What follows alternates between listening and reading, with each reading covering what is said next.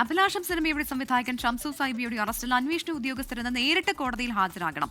മുൻകൂർ ജാമ്യം പരിഗണിക്കാനിരിക്കെ വീടിന്റെ വാതിൽ പൊളിച്ച് അറസ്റ്റ് ചെയ്തത് എന്തിനെന്ന് കോടതി ഇന്നലെ ചോദിച്ചിരുന്നു. ലാൽ കൃഷ്ണനാണ് കൊച്ചിയിൽ വാർത്തയുടെ വിവരങ്ങൾ വെച്ചിരുന്നത്. ലാൽ, അന്വേഷണ ഉദ്യോഗസ്ഥർ നേരിട്ട് ഹാജരാകാൻ പറയുന്നത് അങ്ങനെ ഉണ്ടാവില്ല എന്നുള്ളതാണ്, പക്ഷേ അത് അസാധാരണമാണ്. അപ്പോൾ ഈ അറസ്റ്റിൽ അന്വേഷണ ഉദ്യോഗസ്ഥർ നേരിട്ട് ഹാജരാകണമെന്ന് കോടതി പറയുന്നത് എന്തുകൊണ്ടാണ് ലാൽ?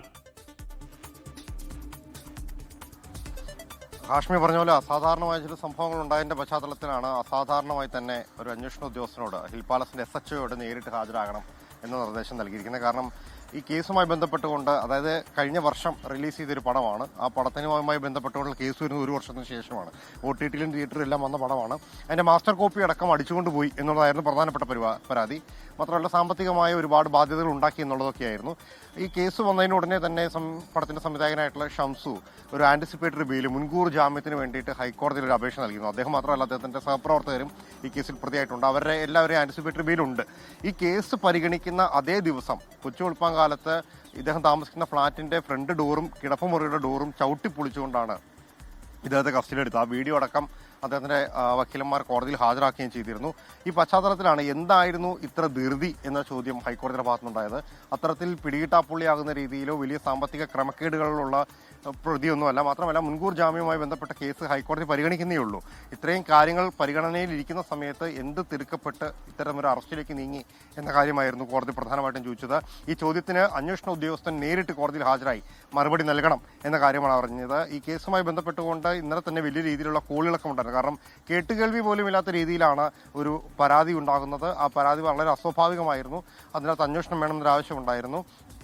ജയിലിൽ നിന്നും പുറത്തിറങ്ങിയ ശേഷം, ജാമ്യം കിട്ടി പുറത്തിറങ്ങിയ ശേം ഇദ്ദേഹം തന്നെ പറഞ്ഞത് ഇതിന്റെ പിന്നിൽ കുറച്ച് ഇടപെടലുകളുണ്ട് എന്നുള്ളത് തന്നെയായിരുന്നു. അത് രാഷ്ട്രീയ ഇടപെടലാണ് എന്ന ആരോപണം ഉണ്ടാകുന്നുണ്ട്. അതുമായി ബന്ധപ്പെട്ടുകൊണ്ടുള്ള ചില തെളിവുകളും അവർ പുറത്തോട്ട്. ചില തർക്കങ്ങൾ ഉണ്ടായിരുന്നു. ആ തർക്കത്തിൽ നിർമ്മാതാക്കൾക്കെതിരെ പരാതി ഉണ്ടായിരുന്നു. അപ്പൊ അങ്ങനെയുള്ള ചില ബാക്ക്ഡ്രോപ്പ് ഉണ്ട്. അപ്പൊ പെട്ടെന്നുണ്ടായ പരാതിയിൽ ചാടിക്കേറി വീടിനകത്ത് കയറി അറസ്റ്റ് ചെയ്യുക എന്നൊക്കെ പറയുന്നതിൽ ചില കൊട്ടേഷൻ സംശയിക്കുന്നുണ്ടോ ആ സംവിധായകൻ?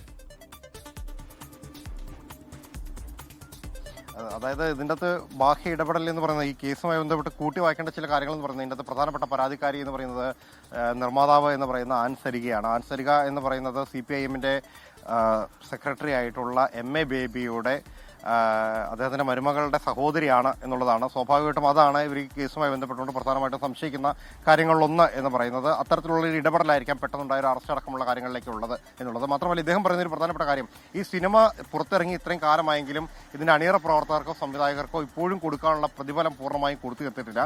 അത്തരം കാര്യങ്ങൾ നിലയിലേക്കാണ് അടുത്ത സിനിമയെ മുമ്പോട്ട് പോകുമ്പോൾ തനിക്കെതിരെ ഇത്തരം പ്രചരണങ്ങൾ ഉണ്ടാകുന്നത്, കേസുകൾ ഉണ്ടാകുന്നത് തന്റെ കരിയറിനെ ബാധിക്കുന്നതാണ് എന്നീ കാര്യങ്ങൾ ചൂണ്ടിക്കാണിച്ചിരുന്നു. പക്ഷേ ഇതിനേക്കാളെല്ലാം വ്യത്യസ്തമായത് കോടതി ചോദിച്ച പ്രധാനപ്പെട്ട ചോദ്യം എന്തിനായിരുന്നു ഈ തിടുക്കം എന്നുള്ളതാണ്. ആ ചോദ്യത്തിന് ഉത്തരം നൽകാൻ അന്വേഷണ ഉദ്യോഗസ്ഥൻ ബാധ്യസ്ഥനാണ്. അതുകൊണ്ട് തന്നെ സ്റ്റേഷൻ ഹൌസ് ഓഫീസർ നേരിട്ട് കോടതിയിൽ ഹാജരായി മറുപടി നൽകട്ടെ, ബാക്കി കാര്യം അതിനുശേഷം പരിഗണിക്കാമെന്നുള്ളതായിരുന്നു ഹൈക്കോടതിയുടെ നിലപാട്. ലോകത്തെവിടെയായാലും ഏത് സമയത്തും 24 വാർത്തകളും ഓഗ്മെന്റഡ് റിയാലിറ്റി പാക്കേജുകളും എക്സ്പ്ലെയിനറുകളും വിശദമായി കാണാൻ ഞങ്ങളുടെ YouTube ചാനൽ നിങ്ങൾക്ക് സബ്സ്ക്രൈബ് ചെയ്യാം.